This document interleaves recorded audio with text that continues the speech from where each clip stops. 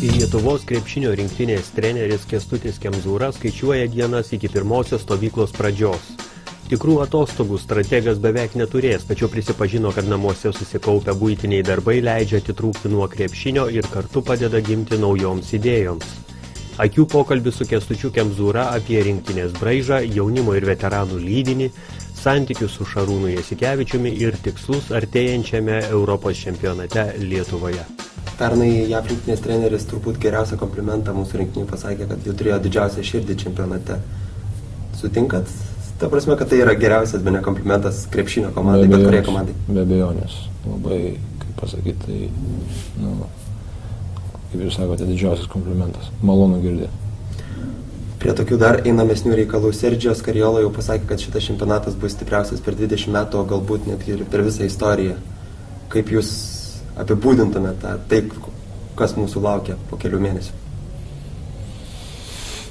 Aš tik tai galiu prisijungti ir sutikti su savo kolega, sakysim taip, apie tai pasakymą. Aš manau, kad labai tai, kad bus žaidžiama dėl kelalapio į olimpiadą. Dėl to suvažiuoja tai visi lyderiai žvaigždės vadinamos, tie, kurie galbūt nedalyvavo dėl įvairių priežasčių, negalėjo dalyvauti savo šalis pasaulio čempionate. Dabar jie visi žada atvažiuoti. Aišku, mes turim sulaukti ir pamatyti, bet turbūt pažadai bus ištesėti, aš pilnai tikiu. Tai reiškia, rinktinės visos atvažiuos, sakysim, pilnai sukomplektuotos ir net ir tos, kurios galbūt mažiau žinomos, kaip Didžioji Britanija, jos pakankamai turi gerų žaidėjų ir visi stengsis. Ir dažnai tai būna, net kai kurie ir sako, kad Europos čempionatas galbūt kažkur stipresnis arba lenkia todėl, kad viskas yra susikoncentravę ir lygesnės komandos. Bet kokiu atveju mums tai įvedamas namų, kaip pasakyti, rinktinės tas koeficientas, kada iš jos tikimasi. Yra tikimasi labai daug, taip kad aš manau, kad toj vietoj mūsų vyrams motyvacijos tikrai netruks, kada žaidži namuose, yra kiti dalykai, neperdegti, ne būti emociškai stabiliems, sakysim, nepervertinti savo galimybių, kur atrodo galbūt, kad nepalūžti tada, kada kažkas nesiseka. Ar po kokių nors pralaimėtų rungtynių ir taip toliau, stengtis kovoti ir kiekvieną dieną, kiekvienose rungtynėse parodyti geriausią, ką mes sugebam. Mūsų rinktinė bus stipresnė šiemet nei buvo pernai? Aš tikiuosi. Aš tikiuosi, mes tam dirbsime. Ar tai pavyks, vėlgi, bet mes norim tai padaryti. Bet tie du didėjai nuostoliai, Linas Kleiza ir Jonas Mačiulis, kurie, ne tik tie taškai yra atkovoti kamuoliai, bet ir ta sveika agresija ir žaidimas. Ne, tai šitoj vietoj yra praradimai. Ir kaip pasakyti, šitoj vietoj taip. Čia jokios abejonės yra praradimai dideli ir kaip pasakyti, bet tikiuosi, kad tų vyrų, kurie nebuvo pasaulio čempionate, jie prisidės. Mes galbūt būsim stipresni patirties atžvilgių. Mes turėtume būti stipresni to, kad mes žinome, ko reikia, kad mes būtume sėkmingi. Na ir tai, kad žaidžiame namuose, galbūt taip, o dėl Lino ir Jono be abejonės. Tai didžiuliai nuostoliai. Ta skylė lengvojo krašto puolėjo pozicijoje. Daugelis nustebo, kad ir Artūras Jomantas buvo pakviestas į rinktinę. Gal jūs galite pakomentuoti tiesiog tą savo sprendimą? Aš žinau, kad Artūrui nebuvo paskutiniai metai tokie geri ir jisai, jeigu taip galima reikšti, pametė savo žaidimą. Ir šalies galbūt taip atrodytų, kad, kaip ir sakysim, nelabai atitinka to modelio, bet aš noriu pabandyti, aš noriu pažiūrėti. Rinktinė yra truputį, o kita komanda. kita atmosfera. Tai kaip ir dar kažkoks tai šansas yra. Kada žiūrėjau, viskas pakrypo toj vietoje, kaip jūs sakėt, dėl Jono netekties. Ir tą spragą yra visokių minčių, taip ir taip, kaip ją užtaisyti. Ir vienokiu būdu, ir kitokiu būdu. Vieną žaidėją, kitą žaidėją, bet kad labiau įsitikinti sprendimuose reikia palyginti. Reikia pažiūrėti, kai vienas žaidėjas atrodo tam kontekste, tam paveiksle, kaip kitas atrodo. Ir geriausia yra, kada juos gali palyginti.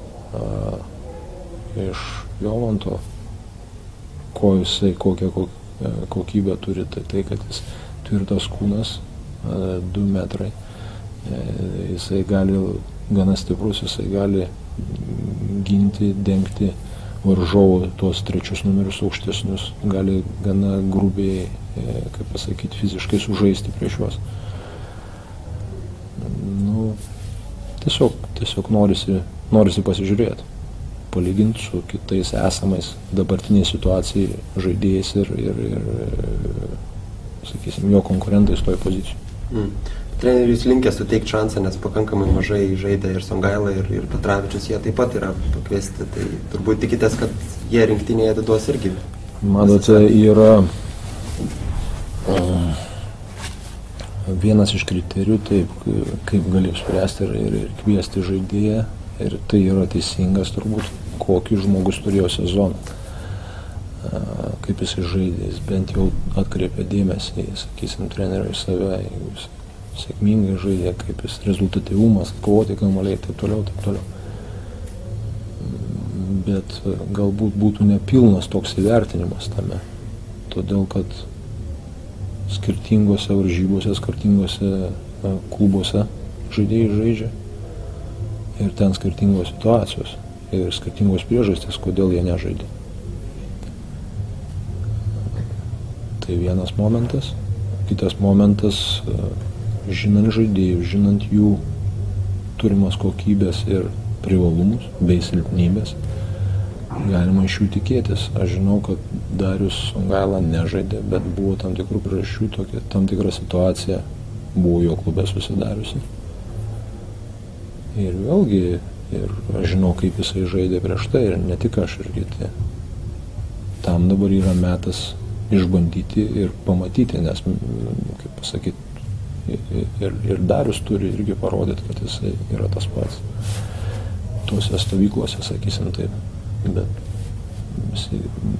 yra verta tikėtis iš jo, teisingai. Panašiai Marijonas, įkankino traumos situaciją, ten treneriai keitėsi ir taip toliau. Vienas treneris galbūt truputį daugiau matė privalumų kitame žaidėje, negu ten taip toliau, bet Marijonas, kada aš nekėjausi, jis sakė, kad jis nesiskundžia, paskutinius mėnesius jautėsi gerai ir taip toliau. Visi mes žinom irgi ir Marijono patirtį ir jo kokybę, sakysim taip. Vėlgi, ir visiškai atsisakytų vyrų, aš manau, kad būtų irgi ne visai teisingai. Bet jie atvyksta į rinktinę be garantijų, kad pateks į 14 ar 12, kol kas neaišku, kaip ir tapo, ar ne? Tai kaip tokių garantijų nedaviau aš ne vienam turbūt. Žinoma, vieni turi daugiau, kiti turi mažiau, vieni turi kažką tai, nežinau, ką turi padaryti, kad nepatektų, arba kaip pasakyti, aš meluočiau, jeigu aš sakyčiau, kad taip, ne vienas, bet neturi tų, bet taip, jie turi įsikovoti, yra gana konkurencija tarp didelių, savotiška konkurencija bus tarp mažų ir, kaip visame tame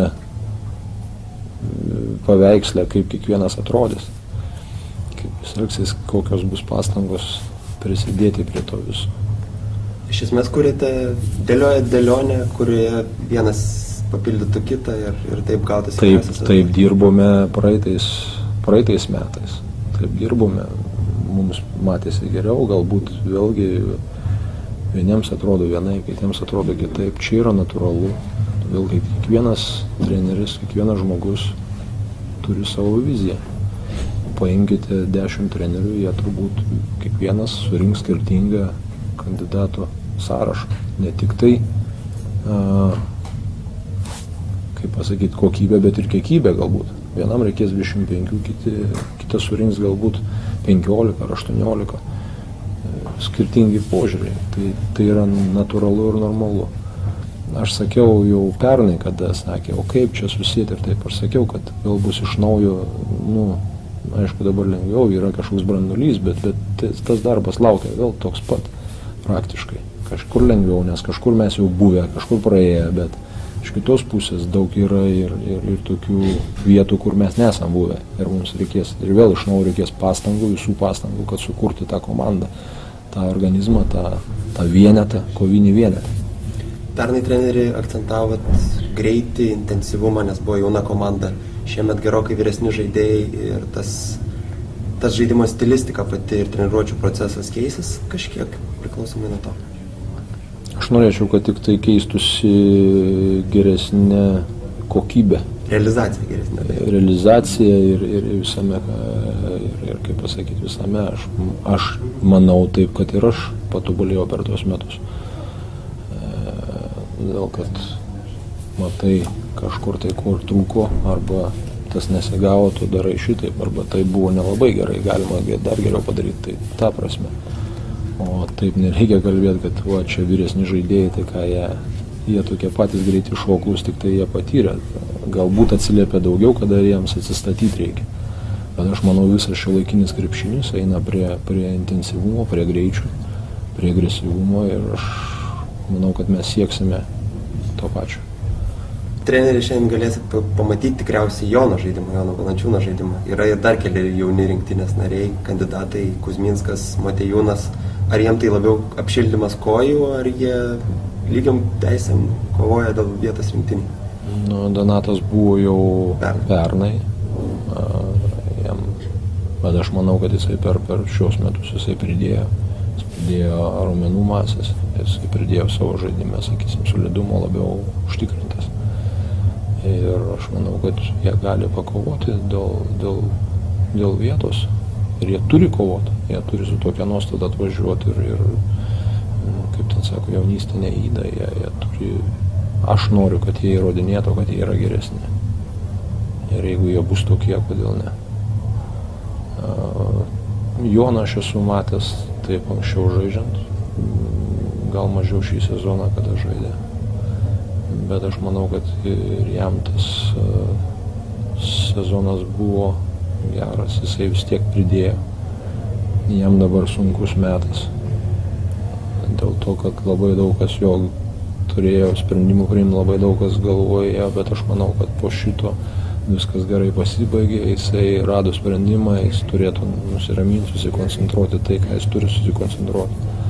Treneris šiemet bene pirmą kartą per daugelį metų nėra pagrindo kalbėti apie žaidėjų problemą. Kalnietis, Jasikevičius, skirtingo tipo, bet vienas kitą tarsi ir papildantis žaidėjai, kiek mes esame matę.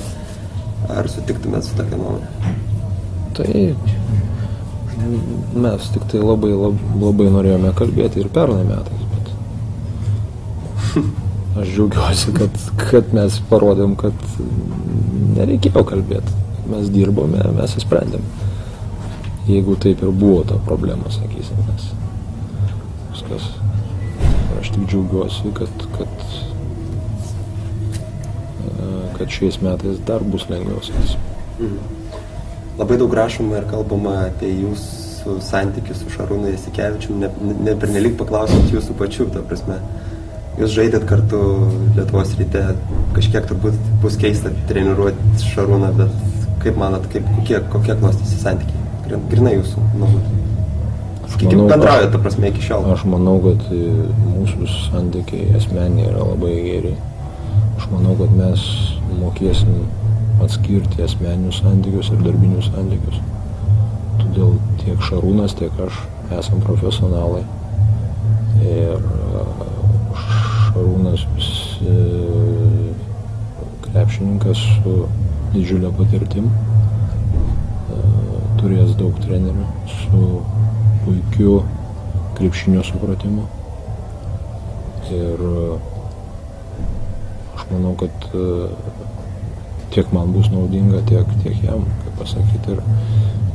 nebus kažkokio, jeigu kažką tai geriau ar gero galės patart ar pasitart, tai nėra blogai. Tik su Šarūnu ir su kitais, bet Šarūnas gali šitoje vietoje galbūt ir daugiau duoti, negu kad kiti krepšininkai. Tai pagrindinis senosios gvardijos privalumas, neskaičiuojant to, kad jie dar puikus krepšininkai yra ir tai, kad jie jau viską yra padarę ir žino, kaip reikia padaryti.